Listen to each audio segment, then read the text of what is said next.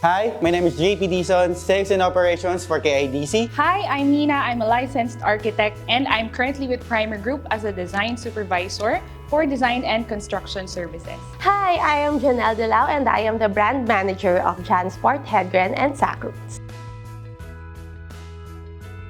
I've been working with Primer Group for 10 years now. What makes me stay with Primer are the people, the culture, the organization, and of course, the job as operations, where I take care of our salespeople. Primer brings out the best of me, from retail operations, segment instructor, to directing event, hosting, you name it. I've been a Primer for almost 4 years now, and I can say that what makes me stay is seeing and working with such friendly faces and passion-driven people. I have actually just returned to Primer months ago. I came back and stayed because I realized that finding employers like Primer is actually a rare opportunity. You've got the total package here. You have a fun culture where work feels like play, and we really invest in trainings and learning programs. The office looks great, and most of all, you get to represent well-known heritage brands. These are the traits that the company wants us to work with and incorporate it in our daily lives. ISTEP was introduced as the company's core values. Initially, it was something that we knew we needed to learn, but over time, I could say that it evolved as part of our work ethic and our DMO. ISTEP is an acronym of Primer's core values. I is for integrity, S is for self-discipline, T is for teamwork, E is for entrepreneurial spirit, and P is for passion for excellence. These values serve as the North Star of our employees. I incorporate the ISTEP values in my work by being integrity to lead me in the right path for every choice, self-discipline to govern my actions, teamwork to accomplish tasks, not just a unit but a family, my entrepreneur spirit to create solutions for any challenges that profit our business, and showing my utmost passion to strive for the best in all my actions. I would say we've learned to incorporate the ISTEP values into each project that we handle. We're always aiming to go above and beyond to hit our goals as professionals and to serve our retail clients.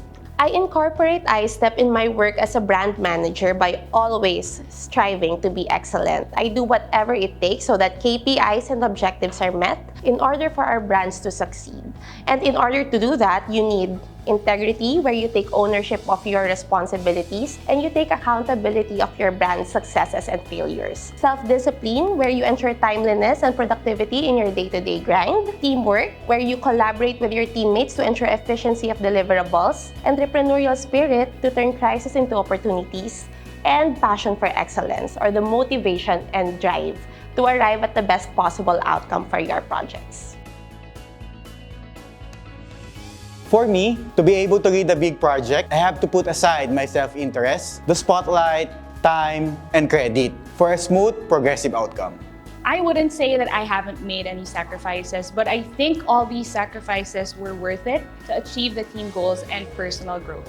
I had no problem rolling up my sleeves to get work done. I had to lose sleep, get home at 10 p.m. and then be at the office by 5 a.m. the next day because ingress ko na ng 7 a.m.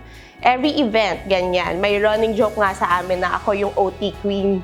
Isa ako sa mga unang darating, isa rin ako sa mga huling uuwi. It's not asked of me.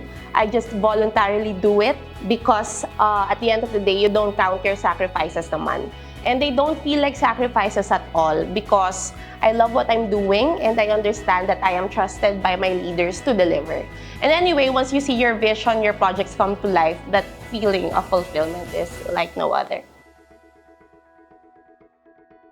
It's the low engagement, the conflict and tension, not going in the same direction. These are the few challenges that a leader will have to go through. You need to know everything from top to bottom, no mistakes, handling of people, plus the expectations. It's a big risk that we have to surpass.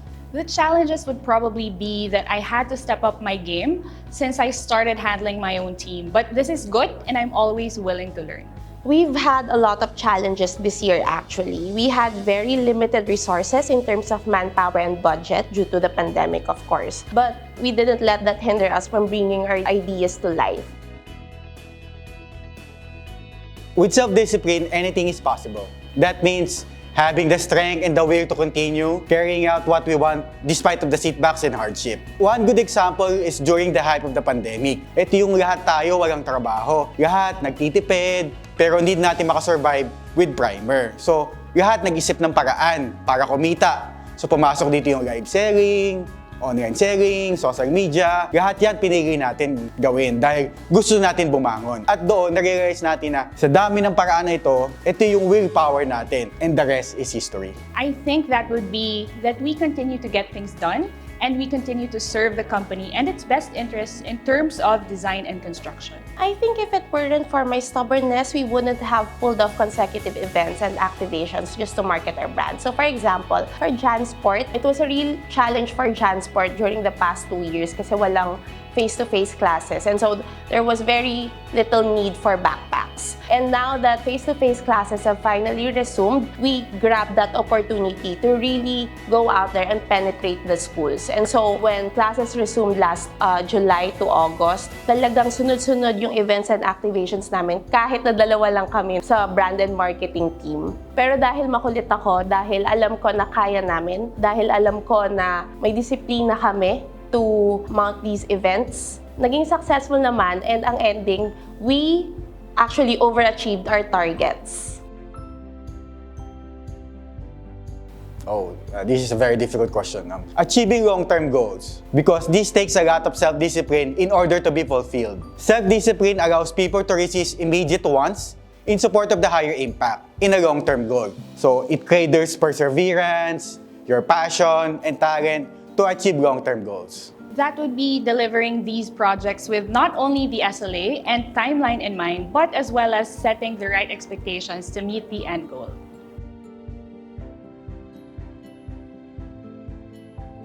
I learned this the hard way. You may not be good in one thing, but you will be better at the other. You cannot make everyone happy. What you can do, however, is make yourself happy. And that is very important.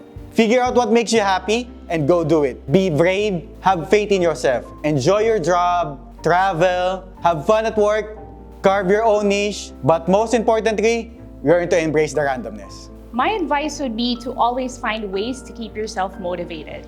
It's all about personal growth. If your mind is in the right place, you can better serve your team and help them grow as well. So my advice is to love the work you do. If you love what you do, everything else will follow. So work will feel easy, light, and fun. You go to work early because you're looking forward to it, but most of all, be consistent. Self-discipline starts with consistency in timeliness, commitments, and eagerness to learn. I'm JP. I'm Nina. I'm Janelle, and I step up for Primer.